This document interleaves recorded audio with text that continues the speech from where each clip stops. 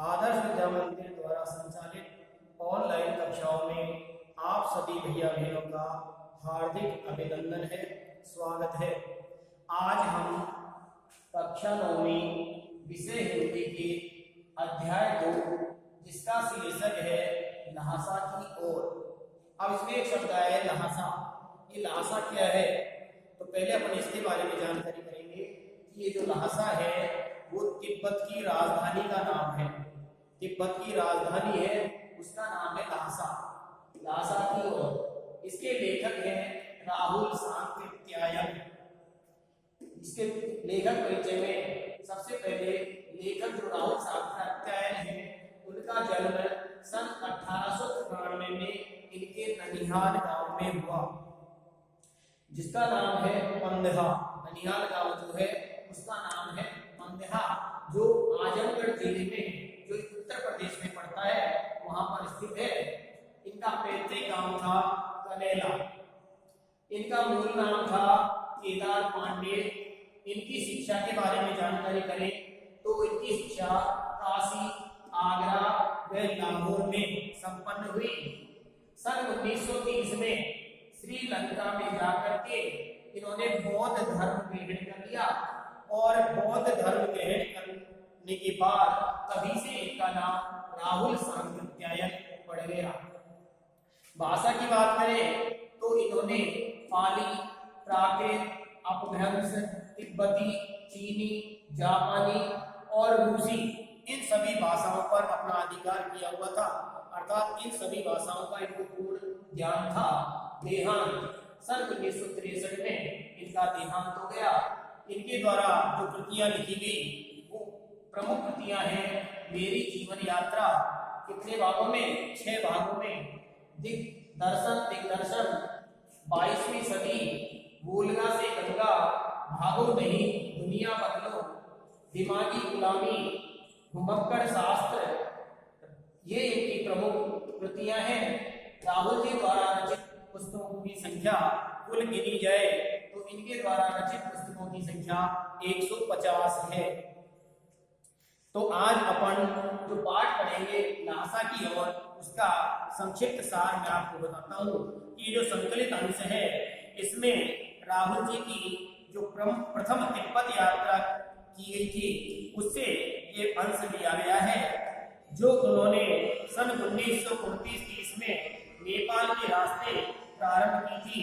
उस समय भारतीयों को तिब्बत यात्रा की अनुमति नहीं दी जाती थी, इसलिए उन्होंने यह यात्रा एक भिखमंगे का रूप धारण करके, भिखारी के समान वस्त्र धारण करके, भिखारी के समान झोले झंडे लटका करके और छद्म वेश में प्रारंभ की।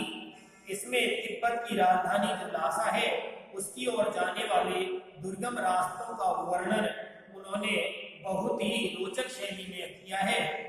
इस यात्रा वृतांत से हमें उस समय के तिब्बती समाज के बारे में भी जानकारी प्राप्त होती है। तो देखिए इस पाठ का सार। वह नेपाल से तिब्बत जाने का मुख्य रास्ता है। हरी कलिंग का रास्ता जब नहीं खुला था तो नेपाल ही नहीं हिंदुस्तान की भी चीजें इसी रास्ते से तिब्बत जाया करती थी। यह व्यापारी ही नहीं सैनिक रास्ता भी था, तथा सैन्य टोलियां भी इसी रास्ते से आगे जाया करती थी। इसीलिए जगह जगह फौजी चौकियां और किले बने हुए थे।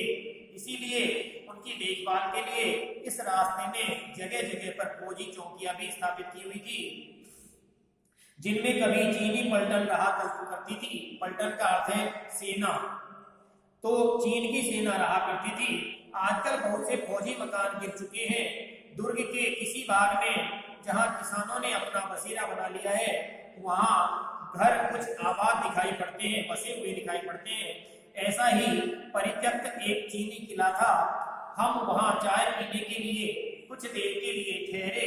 लेखक कहते हैं कि जो चीनी किला था वहां हम चाय पीने के लिए कुछ देर के लिए ठहरे। तिब्बत में यात्रियों के लिए बहुत सी तकलीफें हैं, अर्थात परेशानियां हैं और कुछ आराम की बातें भी हैं। वहां जाति पाति छुआछूत का सवाल ही नहीं है और नए औरतें वहां पर्दा प्रथा करती हैं, अर्थात पर्दा डालती हैं। बहुत निम्न श्रेणी के भिखमंगों को लोग चोरी के डर से घर के भीतर नहीं घुसने दिया करते हैं, नहीं तो आप बिल्कुल घर के भीतर चले जा सकते हैं, चाहे आप बिल्कुल अपरिचित हो। वहां तो लोग कोई चोरी करने वाला है, डकैती करने वाला है, ऐसे लोगों को अपने घर के अंदर प्रवेश नहीं करने देते हैं, बाकी किसी को घर के अंदर जाने की कोई रोक टोक नहीं है। तब भी घर की बहू या सास को अपनी झोली में से चाय दे सकते हैं, वह आपके लिए उसे पका देगी। मक्खन और सोडा नमक दे दीजिए, वह चाय चोड़ी में कूट करके उसे दूध वाली चाय के रंग की बना के मिट्टी के टोटीदार बर्तन में, इसमें टोटी लगी हुई हो ऐसे बर्तन में रख के आपको दे देगी। यदि बैठक की जगह चूल्हे से दूर है और आपको डर है कि सारा मक्खन आपकी चाय में नहीं डाला जाएगा, तो आप खुद जा करके चोड़ी में चाय मत करके ला सकते हैं। चाय का रंग तैयार हो जाने पर फिर नमक मक्खन डालने की जरूरत पड़ती है। परित्यक्त चीनी किले से जब हम चलने लगे तो एक आदमी राहदारी मांगने लगा। राहदारी शब्द है जिसका अर्थ है रास्ते में चलने का कर, यात्रा करने का जो टैक्स होता है, कर होता है, उसे राहदारी कहते हैं। तो राहदारी मांगने लगा, टैक्स मांगने लगा। हमने वह दोनों चीजें उसे दे दी। शायद उसी दिन हम फोगला के पहले के आखिरी गांव में पहुंच गए थे। यहाँ भी सुमति के जान पहचान के आदमी बहुत थे और भिखमंगे रहते भी ठहरने के लिए अच्छी जगह हमको मिल गई, क्योंकि जो हमारे साथ यात्रा करने वाला व्यक्ति था सुमति, उसके जानकार लोग वहां थे, इसलिए हमको भिखमंगे के वेश में भी अच्छी जगह रात्रि के लिए ठहरने के लिए हमको मिल गई।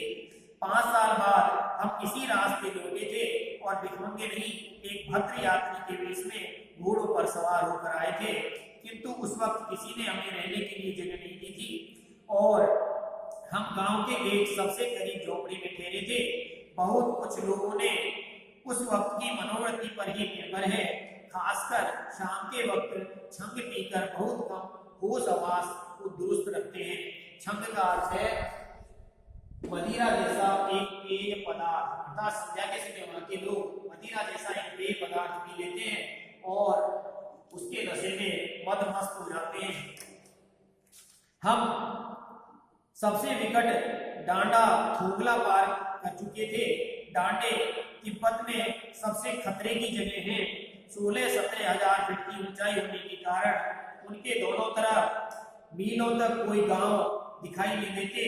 नदियों के मोड़ और पहाड़ों के कोनों के कारण बहुत दूर तक आदमी को देखा नहीं जा सकता। डाकुओं के लिए यही बचने का, छिपने का सबसे अच्छा स्थान है, अच्छी जगह है। तिब्बत में गांव में आकर फूट हो जाए, लेकिन तब तो खूनी को सजा भी मिल सकती है। लेकिन इन निर्जन स्थानों में मरे हुए आदमियों के लिए कोई परवाह नहीं करता। सरकार खुफिया विभाग और पुलिस पर उतना खर्च नहीं करती और वहां गवाह भी हो तो कोई नहीं मिल सकता है।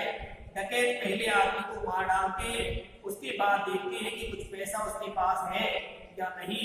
हथियार का कानून न रहने के कारण यहाँ लाठी की तरह लोग पिस्तौल और बंदूक अपने साथ लेकर के घूमते रहते हैं, क्योंकि वहाँ हथियार के ऊपर कोई कानून नहीं बना हुआ है।